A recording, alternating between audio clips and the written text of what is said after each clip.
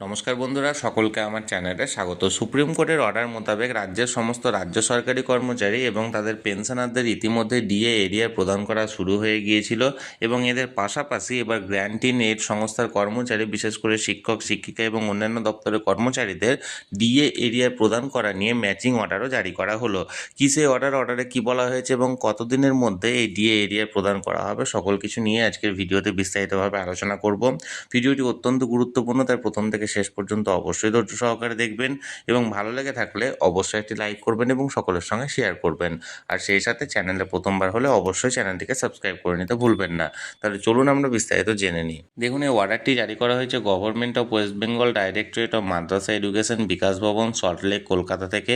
ডেটটা দেখুন 1 এপ্রিল 2026, অর্থাৎ গতকালকে এই অর্ডারটি জারি করা হয়েছে। এখানে যদিও এটি মাদ্রাসা এডুকেশনের অর্ডার, তবুও এটি টিচিং এবং নন টিচিং স্টাফ এবং অন্যান্য গ্র্যান্টিন এর সংস্থা কর্মচারীদের ক্ষেত্রেও প্রযোজ্য।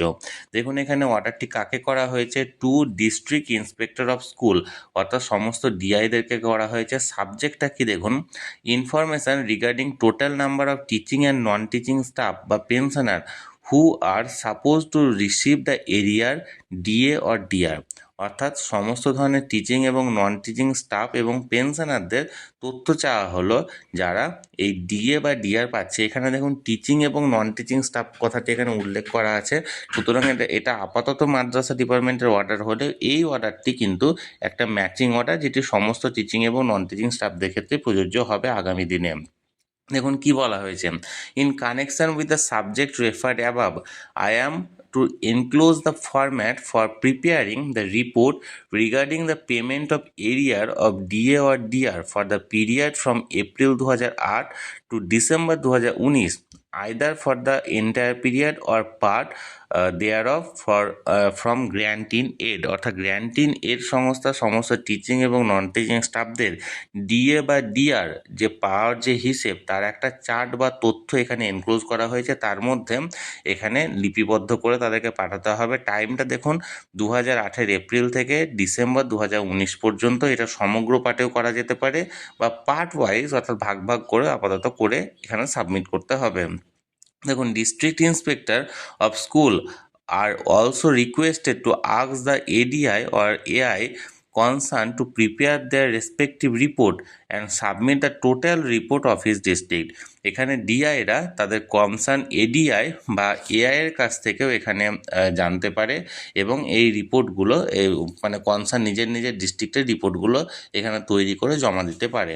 The field in format may be forwarded to the undersigned in the mail ID, এটা at the earliest instant possible and preferably by 2 April 2026, অর্থাৎ এই রিপোর্টটা যত তাড়াতাড়ি সম্ভব এখানে রেডি করে এই ইমেল আইডিতে পাঠাতে হবে এবং এটা 2 এপ্রিলের মধ্যে, অর্থাৎ আজকের মধ্যে।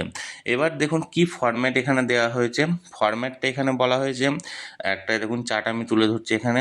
Information regarding number of employees or pensioner who are suppose to receive arrear DA or DR for the period from April 8 থেকে December 19, either for the entire period or part thereof from grant in aid, অর্থাৎ grant in aid সংস্থার মধ্যে teaching এবং non teaching স্টাফদের DA এবং DR এর তথ্য April 2008 থেকে মানে ডিসেম্বর 2019 পর্যন্ত পার্টে বা সমগ্র তথ্য এখানে তুলে দেওয়া হবে। কীরকমভাবে এখানে চারটা করা আছে, name of the grant in add institution.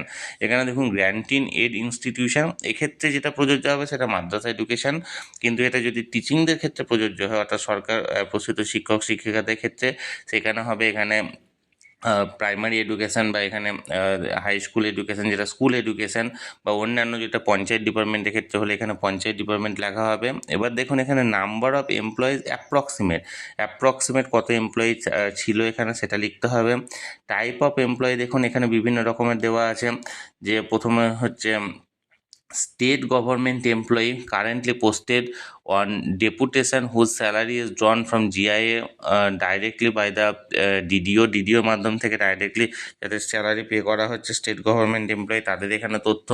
এবার তাদের এখানে দেখুন দু রকমের তথ্য আছে। With HRMS ID calculation sheet is available in DDO log ইনে ক্যালকুলেশন সিট আছে। Calculation sheet is not available মানে মানে কতগুলোর মানে কত শিক্ষকের মধ্যে, সাপোজ এখানে ধরুন হয়তো 50,000 হলো, তার মধ্যে ক্যালকুলেশন সিট কতজনের অ্যাভেলেবেল আছে কতজনের অ্যাভেলেবেল নেই। With or without HRMS ID কতজনের আছে বা কতজনের নেই। পে রোল ডেটা কীরকম আছে না নেই, এইরকম দেখুন 4টে এখানে করা আছে। এবং তার পাশাপাশি নিচে আরও 5, 6, 7 যেটা দেওয়া আছে সেটা অন্য সেই ধরনের এমপ্লয়ি যাদের এখানে লিস্টেড নেই। অর্থাৎ এক কথায় বলতে গেলে 2রা এপ্রিল অর্থাৎ আজকের মধ্যে সমস্ত শিক্ষক এবং অশিক্ষক যে সমস্ত কর্মচারী আছে তাদের সামগ্রিকভাবে তথ্য 2008 থেকে 2019 পর্যন্ত বা পুরোটা যদি একসঙ্গে দেওয়া না যেতে পারে তাহলে অন্ততপক্ষে পার্ট ওয়াইজ এখন কিছুটা করে এই তথ্যটা আজকের মধ্যে এখানে ইমেলের মাধ্যমে সাবমিট করতে হবে। এবং এই যে তথ্য ওয়াইজ যে ডিএ বা ডিআরের যে ইনফরমেশান সেই অনুযায়ী খুব তাড়াতাড়ি সেই সমস্ত এমপ্লয়ি বা সেই সমস্ত পেনশনাররা তারা তাদের ডিএ এরিয়ারটি পেতে শুরু করবেন। তাহলে বন্ধুরা যে অর্ডারটি এখানে জারি করা হয়েছিল সেটি আমি সরাসরি তুলে ধরলাম। এই নিয়ে কোনো প্রশ্ন থাকলে অবশ্যই কমেন্ট করুন, আর ভিডিওটি ভালো লেগে থাকলে অবশ্যই লাইক, শেয়ার এবং সেই সাথে চ্যানেলটিকে সাবস্ক্রাইব করে রাখুন। ধন্যবাদ, দেখা হচ্ছে পরের ভিডিওতে।